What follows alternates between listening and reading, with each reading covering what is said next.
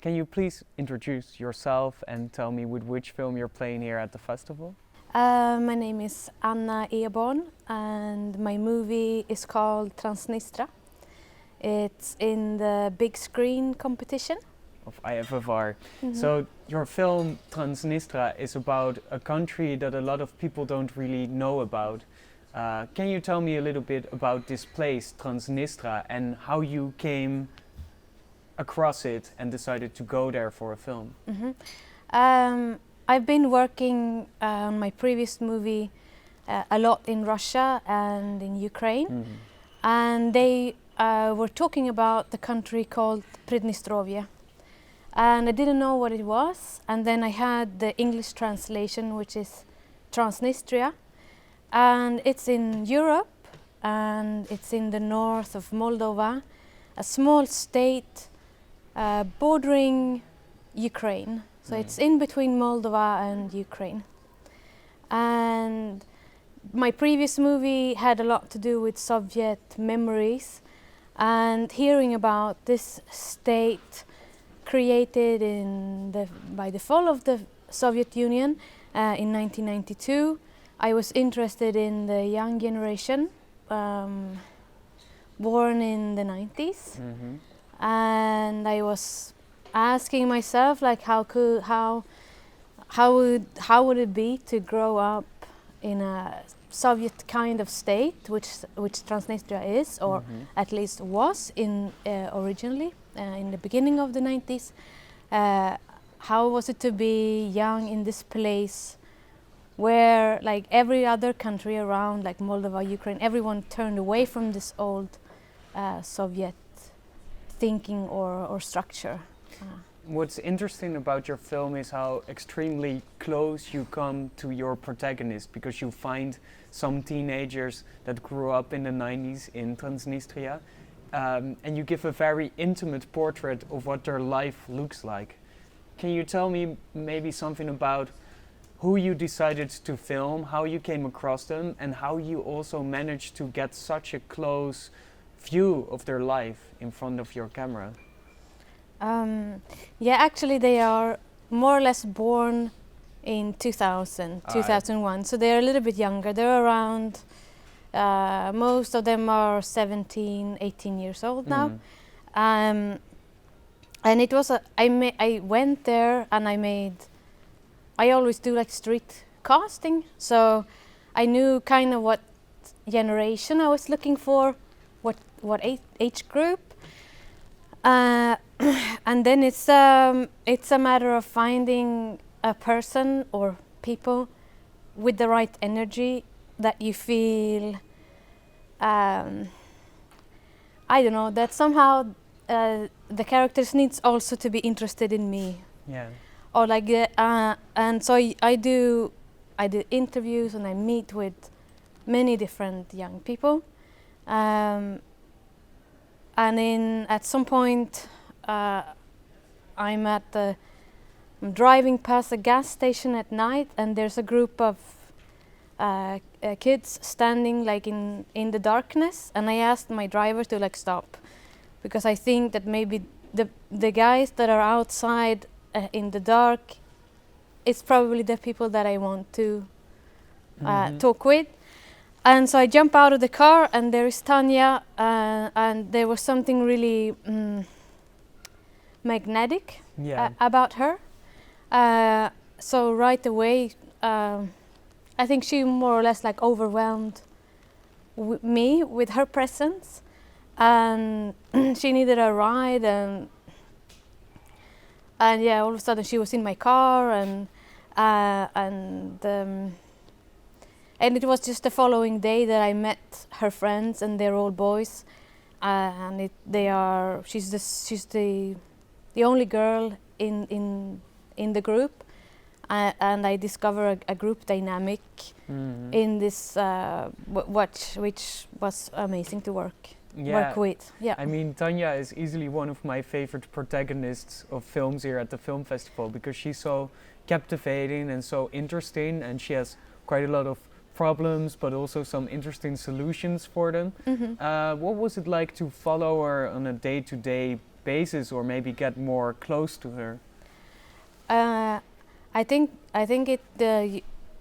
I always feel like I am like under the subjects, like if we call them subjects or characters or whatever, actors or heroes. That doesn't. I don't care what you call it, but Tanya and her friends, they are the most important thing for me.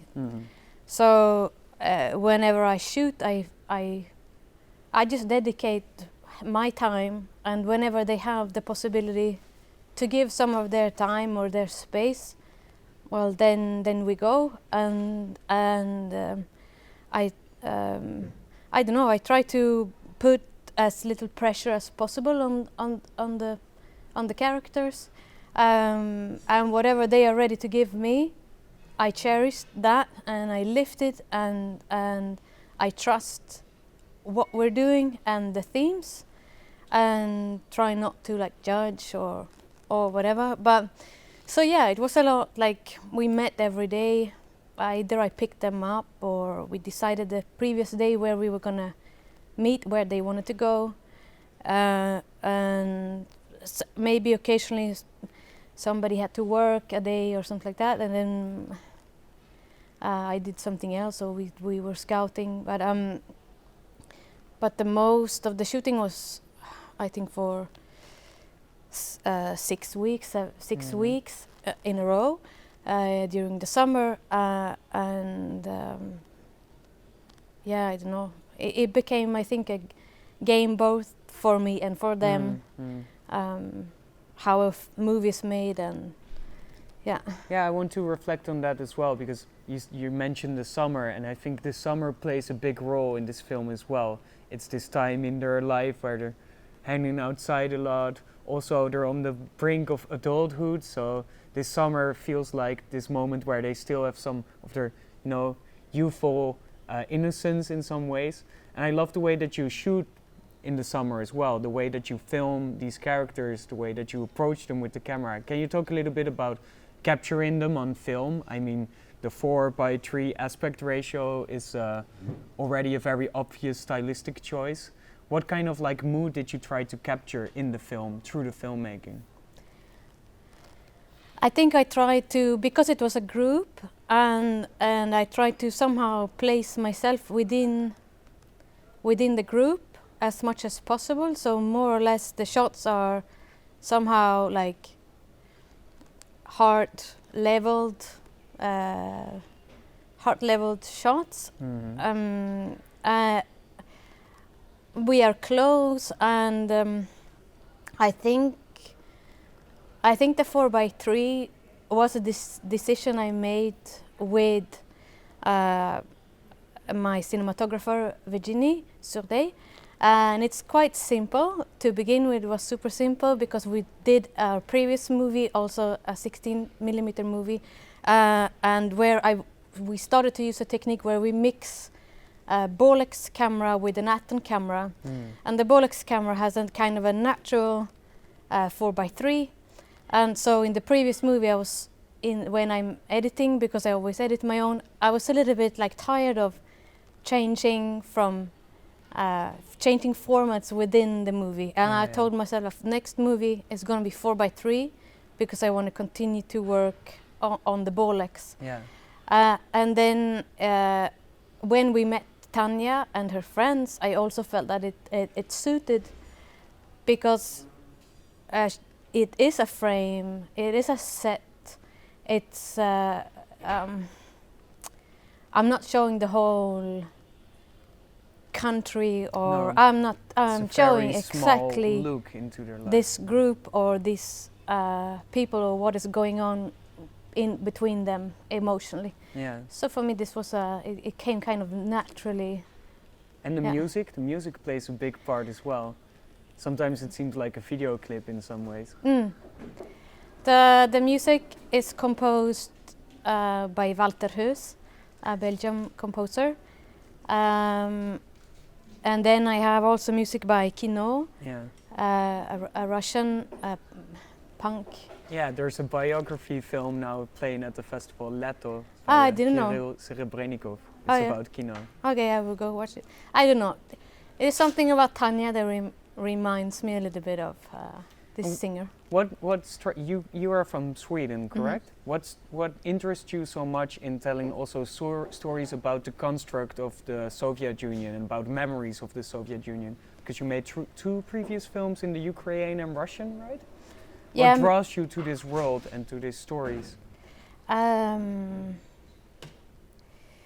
I think in the core is that I'm interested in the emotions, and that doesn't really matter whether you're in Russia or Sweden or the States. You made a film about Pine Ridge as well. Yeah. Yeah. So that doesn't make that big. I'm not an expert in Soviet history or anything like this. But it came to be because I was working with the previous movie in Ukraine and in Russia, that I really love these countries, and I love the language, and I love the people. So the step of going to Transnistria or Transnistria was not very far. Your film now is playing in the VPRO big screen competition. What does it mean for you to be here with this film at the film festival right now? It means a lot. I think that it's my first time in Rotterdam, and I only have the impression of the quality of the films here, and the freedom of the films that are shown here is the kind of movies that inspires me. So I am honored to be a part of it, and I'm also happy that this film is in a competition which is not dedicated to pure documentary movies or pure fiction films. I'd like to see my own films as movies. It's of course a documentary, but they are of equal values to me, and Absolutely. equally inspiring. Yes. Thank you so much, Anna. Thank you.